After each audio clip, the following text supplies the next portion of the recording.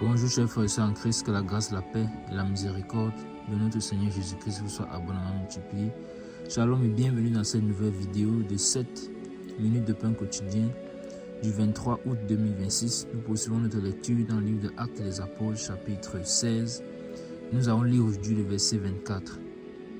Nous avons vu dans la vidéo précédente que Paul et Silas ont été jetés en prison après avoir été chargés de coups.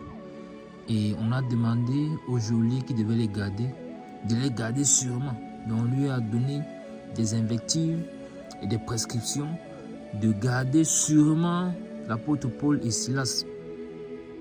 Et comment se sont-ils retrouvés en prison? Tout simplement parce qu'ils avaient accordé la guérison de l'âme, la délivrance à cette femme, cette servante-là, qui était remplie d'un esprit de python et qui travaillait pour des hommes. Son âme en réalité donc était trafiquée. Et elle, comme nous le dit le livre de l'Apocalypse, et le Seigneur a en horreur cela, en horreur des gens qui font cela. Et ces hommes donc pour qui elle travaillait, à qui elle procurait de l'argent, ont traîné les apôtres devant les tribunaux, devant les magistrats, et ces prêteurs les ont donc fait battre les verges, déchirer les vêtements et les ont conduits en prison. On a donc vu également que pour une première fois, un homme a été mentionné, à savoir le geôlier. Car jusqu'ici, la mission de Paul et de Silas et de Timothée dans ce district de Macédoine semblait comme échouée, puisque jusqu'ici, ils n'ont pas trouvé l'homme qu'ils sont venus chercher, que Paul a vu en songe, qui demandait de passer à Macédoine pour le secourir. Mais jusqu'ici, c'est plutôt la persécution, jusqu'ici, c'est plutôt le dépouillement des vêtements, jusqu'ici, c'est plutôt la flagellation, jusqu'ici, c'est plutôt la prison. Alors, ce voyage semblait échouer.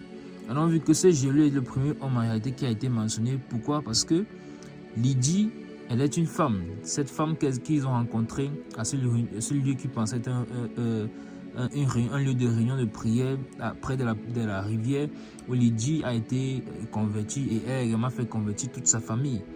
Mais c'est elle qui est en premier lieu. Donc même si elle était mariée, ce n'est pas de son mari qu'il s'agit, puisque c'est Lydie qui était en premier lieu. Et les autres hommes qui ont été mentionnés, ce sont les hommes pour qui cette femme, cette servante qui avait un esprit python travaille. Donc eux non plus, on ne peut pas les compter. Non seulement parce que c'est pluriel, on parle bien des hommes, mais surtout parce qu'ils sont dans les ténèbres. Ils sont du côté des ténèbres, ils trafiquaient l'âme d'une femme. Ils sont des personnes méchantes et même sorcières, parce que on a vu qu'ils étaient craints dans la ville parce qu'ils avaient ce pouvoir dans la sorcellerie et parce qu'ils étaient des hommes influents, donc également riches. Donc, pour la première fois où un homme a été mentionné, donc c'est ce geôlier. On a précisé un geôlier, ce n'est pas une femme qui gardait la prison, mais c'était bien un homme. Un homme, c'est-à-dire le geôlier. Le geôlier, on a demandé au geôlier de les garder sûrement. Donc, c'est donc poser la question, qui est ce geôlier? Car quand le Saint-Esprit met des petits détails comme ça, nous ne devons pas lire rapidement. Nous devons nous arrêter. Ok, voilà un premier homme qui a été identifié. Donc, on va maintenant plonger dans la vie de cet homme. On va essayer de poursuivre du regard cet homme dans les Écritures pour voir si c'est de lui qu'il s'agit, si c'est lui, ce Macédonien. Voilà comment nous avons fini la vidéo précédente. Alors, je vais lire le verset 24 de ce jour. Et il déclare ceci. Le geôlier, ayant reçu cet ordre, les jeta dans la prison intérieure et leur mit les sceptres aux pieds. Amen. Je relis ce verset 24. Le geôlier ayant reçu cet ordre, les jeta dans la prison intérieure et leur mit les sceptres aux pieds. Amen. Alors, mes bien-aimés, qu'est-ce que nous voyons ici? Nous voyons que le geôlier, il fait son travail. Il fait son travail. On n'a pas plus de prison pour l'instant. Pour l'instant, ce que nous savons, c'est qu'il fait son travail. Il a reçu des ordres. Ferme, garde-les sûrement. Et pour être sûr qu'il va les garder sûrement, pour être sûr qu'ils ne vont pas s'échapper, pour être sûr qu'il n'y aura pas d'évasion, pour être sûr que des hommes ne vont pas chercher à venir l'agresser et faire sortir pour les Silas de la prison, pour être sûr donc le lendemain, ou bien jusqu'à la date que ces hommes voulaient qu'ils soient maintenus en prison, jusqu'à ce que cette date arrive, pour être sûr que les apôtres soient en prison, qu'est-ce qu'il fait? Il les jette dans la prison intérieure. Qu'est-ce que cela nous montre? Cela nous montre que c'était une prison à au moins 2 compartiments. Une prison avec une cour extérieure et une prison extérieure et intérieure, on peut dire ainsi. Un peu comme de nos jours, nous avons dans les prisons, nous avons les endroits où on garde ceux qui sont particulièrement délinquants. Et ceux-là, ils sont vraiment qu'on appelle généralement l'isolement. Donc ils sont à l'isolement, c'est-à-dire qu'ils sont vraiment coupés de tout. Donc voilà où le geôlier est allé mettre Paul et Silas. Il les a jetés dans la prison intérieure. Donc on peut voir même dans ce verbe jeter. Dans ce verbe jeter qui est utilisé par les Écritures, ce n'est pas pour rien. Quand au verset 23, les Écritures avaient déjà dit qu'après les avoir chargés de coups, on les a jetés en prison. Nous pouvons bien nous mettre dans la scène. Mettons dans la scène. On ne les a pas portés sur des civières pour les déposer en prison. Non, on ne les a pas conduits calmement pendant qu'ils étaient en train de marcher pour leur demander, s'il vous plaît, allez en prison maintenant. Non, jeter, ça signifie qu'on les a tirés, on les a trimballés, on les a fait souffrir. Ils étaient déjà nus, ils avaient déjà subi la nudité, les blessures sur leur corps à coups de verge. Mais on les a, malgré ça, on les a encore jetés en prison. Vous pouvez imaginer comment on les a tirés, trimballés, balancés dans la prison. Et le geôlier également, c'est ce que lui-même il a fait. Lui aussi les a jetés.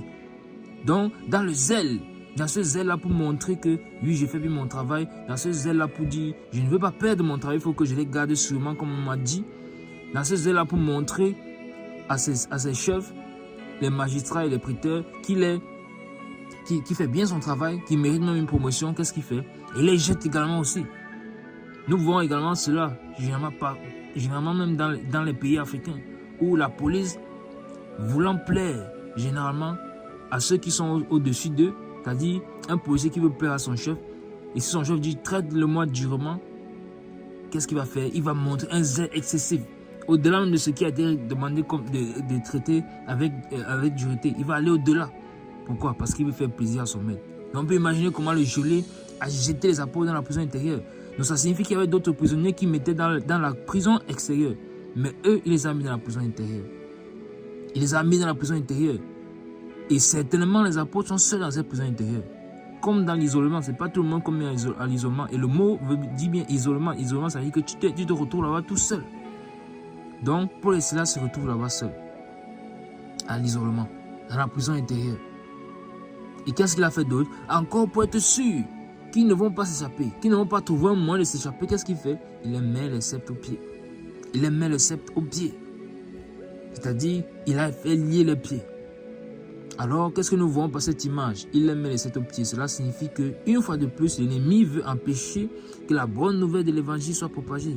Que représentent les pieds, mes bien-aimés? Les pieds représentent les beaux. Qui sont beaux les pieds de ceux-là qui annoncent la bonne nouvelle de l'évangile? La bonne nouvelle de l'évangile.